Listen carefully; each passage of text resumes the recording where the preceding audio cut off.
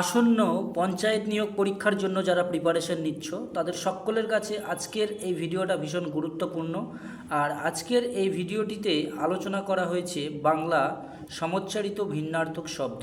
আর এই প্রশ্নগুলো ভালো করে প্র্যাকটিস করলে তোমার অজানা প্রশ্নগুলো জানা হবে এবং সেই সঙ্গে সঙ্গে যেগুলো জানছো সেগুলো একবার প্র্যাকটিস হয়ে যাবে। তো দেখো, প্রথম যে প্রশ্নটা এখানে রয়েছে, মানে প্রশ্ন বলতে এখানে যেগুলো রাখা হয়েছে, প্রথমটা বলা রয়েছে অনু, অমধ্যাহ্নয় হস্য। কিন্তু তাহলে অমধ্যাহ্নয় হস্য যখন থাকবে এই অনু কথার মানে হচ্ছে ক্ষুদ্র, আর অদন্তান্বয় হস্য যখন থাকবে সেটি মানে হচ্ছে পশ্চাৎ, মানে পেছনে। তো উদাহরণগুলো রয়েছে পাশাপাশি, দেখতেই পাচ্ছ। এবার এটা প্রথম ছিল। পরবর্তীতে দুইয়ে যেটা রয়েছে এখানে বলা রয়েছে অনুদিত, অদন্তান্বয় হস্য দয় হস্যই তো। তাহলে পুরো বানানটাই ঠিক রয়েছে, একটাই শুধু দন্তান্বয়ে হস্য উকার দেওয়া রয়েছে আর একটাই দন্তান্বয়ে দীর্ঘ উকার দেওয়া রয়েছে। তাহলে এখানে দন্তান্বয়ে হস্য উকার যদি হয় অনুদিত, তখন মানে হচ্ছে অনুদিত। অনুদিত মানে যেটা উদিত এখনও হয়নি, উদিত না হওয়া। যেমন এখানে উদাহরণ দেওয়া রয়েছে, তখনও আধার রয়েছে, রাত্রি শেষ হয়নি, সূর্য অনুদিত। কথার মানে হচ্ছে সূর্য তখনও উদিত হয়নি। আর দন্তান্বয় দীর্ঘকার দয়হস্য ত অনুদিত, এটার মানে হচ্ছে অনুবাদ করা। যেমন কালীপ্রসন্ন সিংহ অনুদিত বাংলা মহাভারত গ্রন্থটি পড়েছ কি? তাহলে এটা একটা প্রশ্ন। তাহলে দন্তান্বয়ে হস্যৌকার যখন থাকবে তার মানে হচ্ছে উদিত না হওয়া, আর দন্তান্বয়ে দীর্ঘৌকার যখন থাকবে তার মানে হচ্ছে অনুবাদ করা। এরপরে যেটা রয়েছে তিনের দাগে আশা, দন্ত সহায়কা যদি থাকে, এই আশা মানে হচ্ছে আগমন। আর তালবা সহায়কার এই আশা মানে হচ্ছে আকাঙ্ক্ষা। পরবর্তীতে চারে যেটা রয়েছে কটি, ক টয় হস্যই। তাহলে এই কটি মানে হচ্ছে কোমর। যেমন উদাহরণ হিসেবে এখানে রয়েছে রাজপুত্রের কটিতে তলোয়ার, গলায় চন্দ্রহার। মানে রাজপুত্রের কোমরে রয়েছে তলোয়ার আর গলায় রয়েছে চন্দ্রহার। আর কোটি, কয়ের সঙ্গে যদি ওকারটা থাকে তার মানে হচ্ছে শত লক্ষ। কোটি তারায় আকাশ জুড়ে গেল। তাহলে কোটি তারায় আকাশ জুড়ে গেল, এটি তার উদাহরণ। পরবর্তীতে যেটা রয়েছে পাঁচে, দেখো কুল, খুবই গুরুত্বপূর্ণ এবং কম বেশি সকলেরই জানা, তবু একবার রিভিশন হয়ে যাচ্ছে। কয়ে হস্য আল্ল কুল মানে হচ্ছে বংশ, আর কয় দীর্ঘ আল্ল কুল মানে হচ্ছে তট। তাহলে উদাহরণটা দেখে নাও, আরও পরিষ্কার হয়ে যাবে। তাহলে সেই ধন্য নরকুলে লোকে যারে নাহি হলে, তাহলে এখানে কুল মানে হচ্ছে বংশ, আর কয় দীর্ঘ আল্ল কুল মানে হচ্ছে তট। পরবর্তীতে যেটা রয়েছে ছয়ে দিন, দয় হস্যই আর দন্তান্ন, আর দয় দীর্ঘই আর দন্তান্ন। তাহলে দয় হস্যই আর দন্তান্ন দিন, দিন মানে হচ্ছে দিবস, আর দয় দীর্ঘই আর দন্তান্ন এই দিন মানে হচ্ছে দরিদ্র। তাহলে একটা হস্যইকার আর একটা দীর্ঘইকার থাকার জন্য মানেটা কিন্তু পরিবর্তন হয়ে যাচ্ছে। তো উদাহরণটা রয়েছে দিনের পর দিন যে গেল, আর একটা বাকি উদাহরণ এখানে রয়েছে, তোমরা দেখে নিতে পারবে। পরবর্তী সাথে যে রয়েছে, সাতেরটা দয়াকার র আর দয় বয়াকার র। তাহলে এই যে দুটো, এই দুটোর মধ্যে কি তফাৎ রয়েছে? তো দয়াকার র যে দ্বার মানে হচ্ছে পত্নী বা স্ত্রী, আর দয় বয়াকার র দ্বার মানে হচ্ছে ফটক বা দরজা। পরবর্তী যেটা রয়েছে আটে, দন্ত হস্য আর সুর কথার মানে হচ্ছে দেবতা বা গানের শুরু হতে পারে, দন্ত হস্য আর র। আর তালবা শয় দীর্ঘ আর র সুর মানে হলো বীর।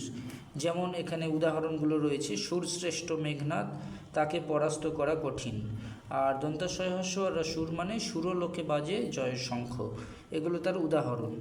এর পরেরটা রয়েছে নয়ে, দয়ে বয় দীর্ঘই আর পর দ্বীপ, এই দ্বীপ মানে হচ্ছে জলবেষ্টিত ভূখণ্ড। যেমন উদাহরণ, দ্বীপে পৌঁছে নবকুমার কাঠ খুঁজতে শুরু করলেন।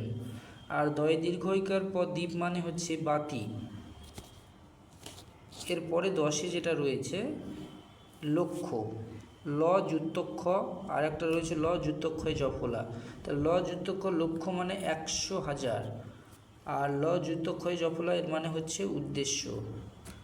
শিশুকাল থেকেই রবীন্দ্রনাথের লক্ষ্য ছিল কবি হওয়ার।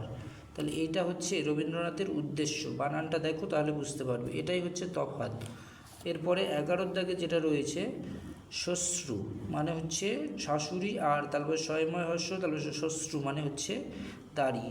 এরপর রয়েছে স্বর্গ, স্বর্গ মানে প্রথম যে বানানটা রয়েছে দন্ত স গয়রেব স্বর্গ, এই স্বর্গ মানে অধ্যায়। যেমন মেঘনাদ বধ কাব্যটি কয়েকটি স্বর্গে বিভক্ত, মানে কয়েকটি অধ্যায়ে বিভক্ত। আর দন্ত শয়বয়ে গৈরিব স্বর্গ মানে বেহাসাদ। এরপরে যেটা রয়েছে 13তে দন্তা নয় হস্যই তয় হস্যই নীতি, নীতি মানে হচ্ছে নিত্য, তার ঘরে প্রতিবেশীদের নীতি আনাগোনা, নীতি মানে নিত্য আনাগোনা, মানে প্রায় প্রত্যেক দিনই আনাগোনা প্রতিবেশীদের। আর দন্তার নয় দীর্ঘইকার তয় হস্যই নীতি, এই নীতি মানে আদর্শ। যেমন এখানে উদাহরণ রয়েছে, বিদ্যাসাগরের নীতি ছিল অন্যায়ের বিরোধিতা করা, এটা বিদ্যাসাগরের নীতি। তাহলে বানানটা কিন্তু দন্তার নয় দীর্ঘইকার দিতে হবে, তখন মানেটা আদর্শ হবে। এরপরে 14 দাগে যেটা রয়েছে শুল্ক, শুল্ক মানে হলো কর। নতুন সেতুটি ব্যবহার করার সময় পরিবহন শুল্ক দিতে হয়, এটি তার উদাহরণ। আর তালবাস্য আল্ল শল্ক, শল্ক মানে হচ্ছে মাছের আঁশ। পরবর্তীতে যেটা রয়েছে ধ্বনি, তাহলে এখানে বলা রয়েছে ধ দন্তানয়সী ধ্বনি, এই ধ্বনি মানে হচ্ছে সুন্দরী। আর ধয়ে বয়ে দন্তানয় হস্যই ধ্বনি, এই ধ্বনি মানে হচ্ছে শব্দ। যেমন দূর থেকে নদীর জলধ্বনি শোনা যাচ্ছিল। 15 পর্যন্ত এইটা আলোচনা করে দিলাম। আর এগুলো কিন্তু আসন্ন পরীক্ষার জন্য জানতে হবে, খুবই গুরুত্বপূর্ণ।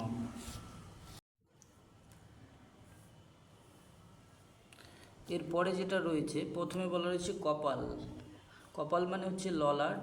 এরপর রয়েছে কপল মানে হচ্ছে গণ্ডদেশ। পরবর্তী যেটা রয়েছে মুখ, ময় হস্য আর খ, ময় হস্য আর খ মুখ মানে হচ্ছে বদন। তারপরে ময় দীর্ঘকার ক মানে মুখ মানে হচ্ছে বোবা। এরপরে 3 যেটা রয়েছে প্রকার, পয়রফলা কয়াকার র প্রকার, প্রকার কথার মানে হচ্ছে ধরন। আর পয়রফলাকার কয়াকার র প্রাকার মানে হচ্ছে প্রাচীর। 4 দেখো, 4টা যেটা রয়েছে দন্তা নয় দীর্ঘই আর পর নৃপ, নৃপ মানে কদম্ব। আর দন্তা নয় রিকার পর নৃপ মানে হচ্ছে রাজা। 5 যেটা রয়েছে ক ম আল্ল কমল, কমল মানে হচ্ছে পদ্ম। আর এরপরটিতে রয়েছে এখানে তালবস্য আর স্বর, স্বর মানে হলো বান। আর দন্তস্বর স্বর মানে কণ্ঠধ্বনি। তার পরবর্তীতে রয়েছে বান, বয়াকার মধ্যাহ্ন, এই বান মানে হলো তীর বা স্বর। আর বয়াকার দন্তান্ন বান মানে হলো বন্যা। পরবর্তীতে যেটা রয়েছে দন্তা নয় দীর্ঘই আর র নীর, নীর মানে হলো জল। আর মধ্যাহ্ন নয় দীর্ঘই আর র নীর মানে হচ্ছে পাখির বাসা। পরবর্তী রয়েছে 1-6 উপাদান মানে উপকরণ। আর উপাধান মানে হচ্ছে বালিশ। তারপরে যেটা রয়েছে মতি, ম তয়সী মতি, মতি মানে হচ্ছে মনের ইচ্ছা। আর ময়কা তয়সী মতি মানে মুক্তা। পরবর্তীতে রয়েছে শশাঙ্ক, তালবা স তালবা শয়াকা ও ক, শশাঙ্ক মানে হলো চন্দ্র। আর তালবস্যটা যখন দন্তস্ব হয়ে যাচ্ছে, আর শশাঙ্ক এর মানে হচ্ছে ভয়ার্ত। তারপরে যেটা রয়েছে স্তবক, স্তবক মানে হচ্ছে গুচ্ছ। আর স্তাবক মানে হচ্ছে তোষামোদকারী। তাহলে দুটোর মধ্যে তফাৎ রয়েছে, স্তবক আর স্তাবক। এরপর রয়েছে স্বাক্ষর, তারপরটা রয়েছে স্বাক্ষর। স্বাক্ষর দন্ত সহায়কার যুক্তক্ষর, স্বাক্ষর মানে অক্ষর জ্ঞান সম্পূর্ণ। আর দন্ত সহায়কার যুক্তক্ষর মানে যেটা আমরা সই করি সেইটা। এরপরে